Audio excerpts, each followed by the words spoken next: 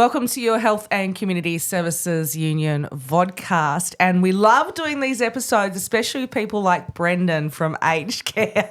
Your first time in front of a mic in a studio. I can't believe you're astonished at that. I mean, isn't it like 99.999% of the world haven't done this thing before? I don't know, because you just came back from Canberra. Oh, yes. Talking with politicians and bigwigs and senators, and I just assumed. But I love talking to people like you. You're the one that this affects, what you've gone to Canberra for, you and other people like you. That's the second time I've ever been to Canberra, so in my 60 years.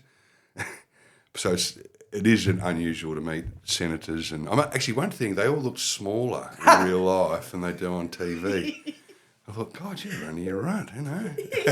I'm not intimidated by you when I'm bringing this national positive registration scheme here. No, they would do though. And so you've done it for, so how long? 12 years. 12 years. And what does a day-to-day entail? I do afternoon shifts, and it's all about ensuring that the people have their meals, that we put them to bed. I mean, that's generally the structure of the afternoon, is to change pads, I guess you'd say. So, it's the second part of the day. We have 3 shifts and we've got to monitor these things and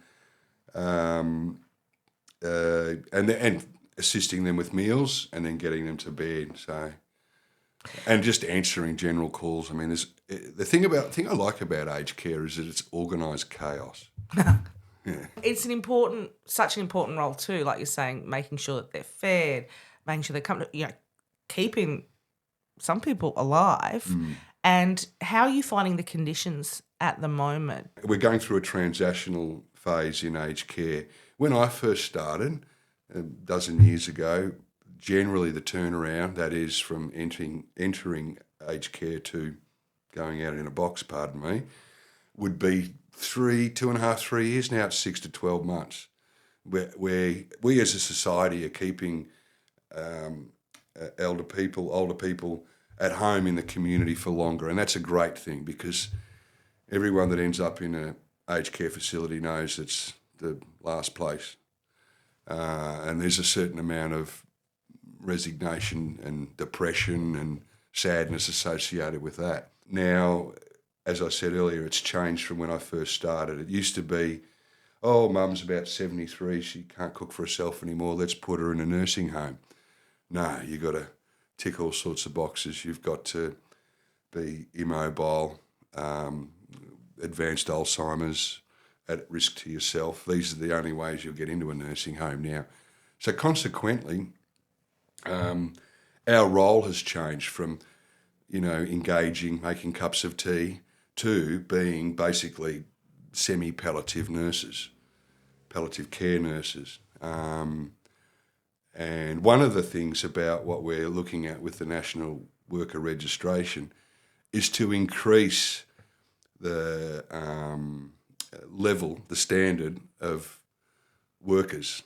When I was a kid, again, I often think an ambulance driver was someone that they threw someone on a stretcher and drove them to a hospital at high speed. Now they're a paramedic.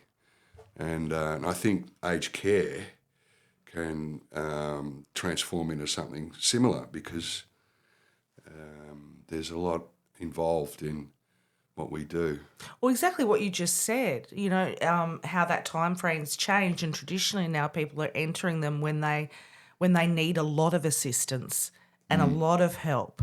And so your role is also more demanding. It is. It certainly is. And so do you think that is undervalued as a whole at the moment?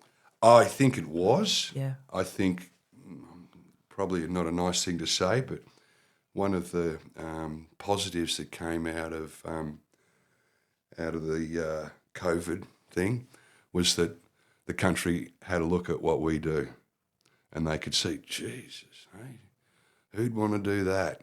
At the peak of COVID, we're going from room to room, changing 30 times, full gear change, every room you go to. And the whole day just spending with masks and stuff on. So I think the Australian people got to see what we do. I always used to say when I first started, it's interesting, isn't it? You know, if you've got a blocked toilet or something wrong with your plumbing, you'll call a plumber in and it's $60 an hour. But don't worry, we can look after grandma for $23 an hour. But that's changing, and that's that's a good thing. It truly is.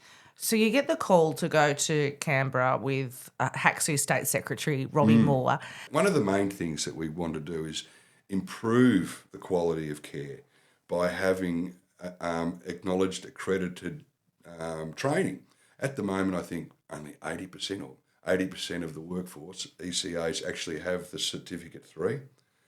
So we want to make it mandatory, 100%. When I used the example earlier about the paramedic, in order for us to become as accomplished, similar to a paramedic, we're going to need to have training. The sort of training I think that we're going to need in the future is improved palliative care, dementia, and manual handling, because we're,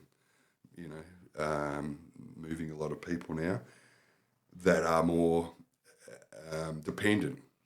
As I said earlier, it's more like a palliative nursing home now than traditional aged care. Basic entry level training is what. So it's everyone's got a similar base level of training. Exactly. Yes. But then from then on, there should be accreditation where we could achieve goals in some of those areas that I mentioned that we need further training in.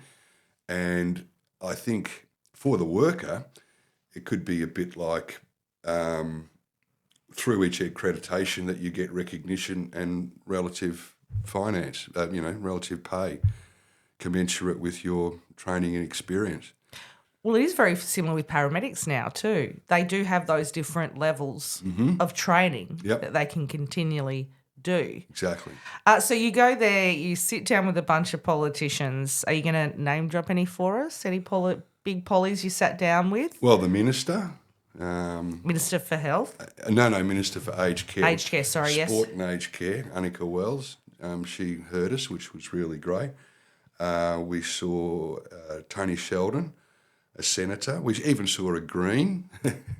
And she was very good too. I must say, we had a great... I got a great sticker from her.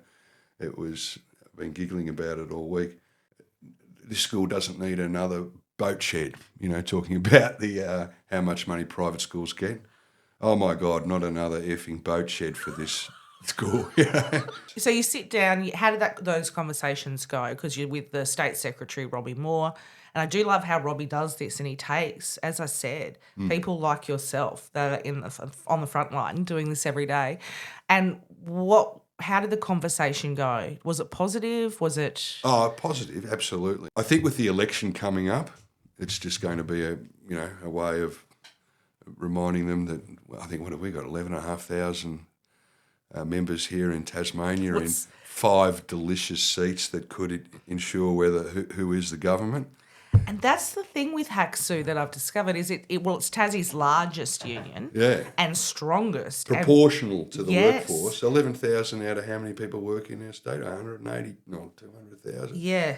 How many work in this and our members? And that's weaponising. That's what you need. And how many of the seats are swing seats up north? Not mine, Franklin, safe as houses. No pun, Julie. But, up the north, I'm sure we could possibly, get people to listen to us because those seats are crucial. I'm so glad that you stopped in. It's been such a treat to chat with you, Brendan. We'll have to do this again.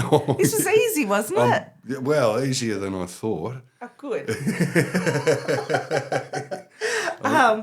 But yeah. It's the first media I've ever done. You wouldn't know it. Oh, I think you might. Thank you for everything you do. Thank you for going to Canberra. Thanks for having me, guys. Thank you. Absolutely. And we'll definitely have to do another one of these soon, Brendan. Okay. Well, there'll be a follow-up postscript after all of this, I hope. Great. So I can lock you in for 2 weeks. We'll do another Yeah. Okay. And you can follow the campaign, of All right. course. No, we will. Absolutely. Yeah, I want to Yes. follow this through too. This is something that I'm passionate about. Yeah. Absolutely.